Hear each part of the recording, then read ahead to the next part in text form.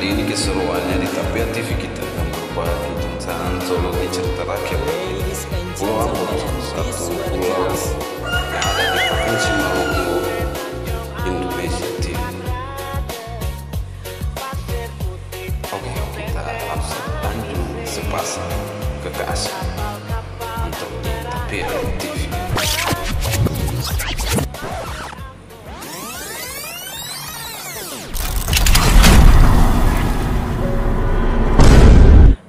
Ada cerita yang melegenda tentang sepasang kekasih yang ada di Tanjung.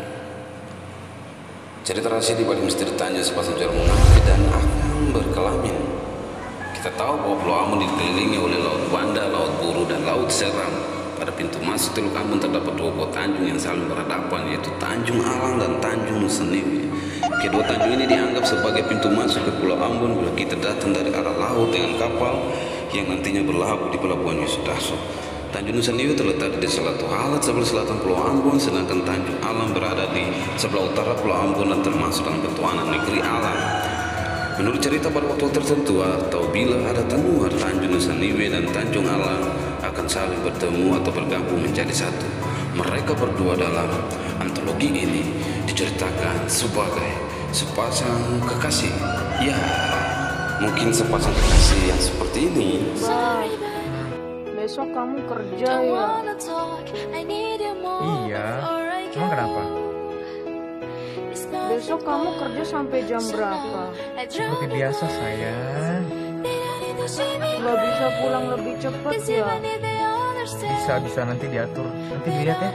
Emang kenapa sih? Kamu nanya kayak gitu? Enggak, aku kangen sama kamu.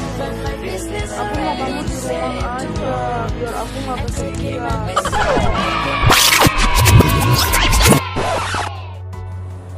Ya, kita tinggalkan dulu ya manja-manja seperti begitu.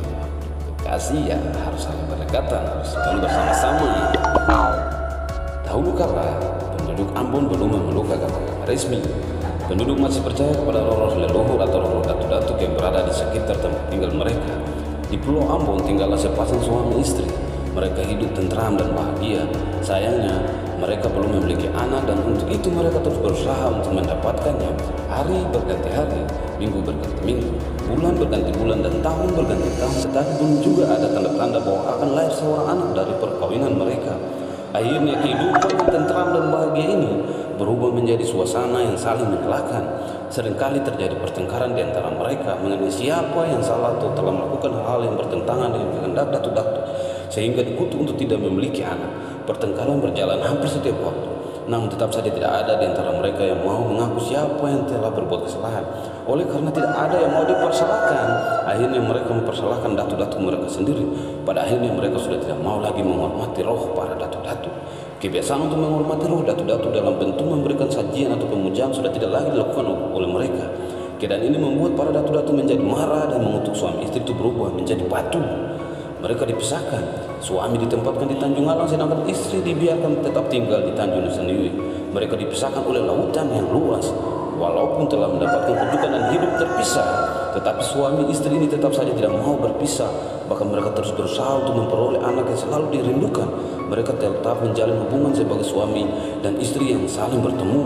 Hal ini ditandai dengan adanya pertemuan atau menyatunya Tanjung Alang dan Tanjung Nusaniwe sehingga menutupi jalan masuk ke Teluk Ambon.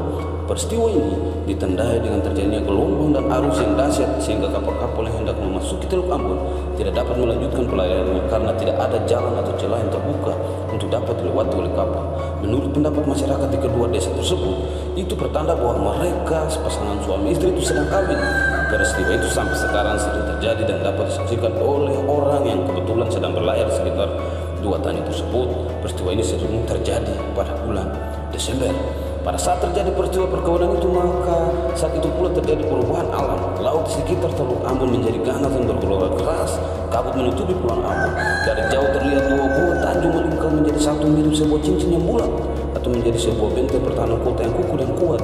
Untuk beberapa saat kapal-kapal atau perahu tidak dapat melaju masuk ke Teluk Ambon. Pulau Ambon seketika menjadi tertutup diselimuti oleh kabut tebal. Bila mana kejadian itu terjadi, maka perahu yang kebetulan ada di sekitar perairan itu akan menghentikan kapal-kapal mereka dan serentak dengan itu langsung melepaskan kemeja atau pakaian yang sedang dipakainya dan dibuang ke laut. Hal itu diartikan seolah-olah mereka sama sekali tidak melihat terjadinya hubungan antara suami istri tersebut. Ya, hubungan.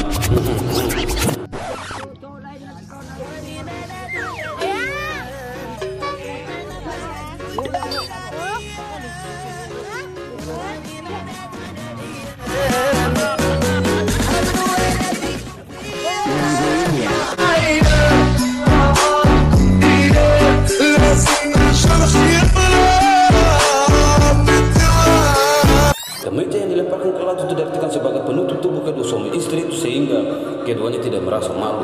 Hal ini telah dipahami betul oleh para pelaut yang sering masuk dan keluar Teluk Ambon. Dari peristiwa itu sampai sekarang orang masih bertanya dan ingin tahu seperti apa batu yang dikutuk oleh para laki-laki pada suami istri waktu dulu. Peristiwa itu juga menurut adat kedua desa tersebut tidak boleh terjadi perkawinan karena sudah menjadi pilar. Kedua batu tersebut saat ini ditemukan menyerupai kelamin laki-laki dan perempuan. Kelamin laki-laki ada di desa Alang, sedangkan yang menyerupai kelamin perempuan ada di desa Latuala. Tetapi sampai sekarang belum tahu keberadaannya. Bagi kawan-kawan yang tahu keberadaannya, silakan tulis di komentar. Terima kasih for watching dan ikuti edisi Tapia TV yang lain.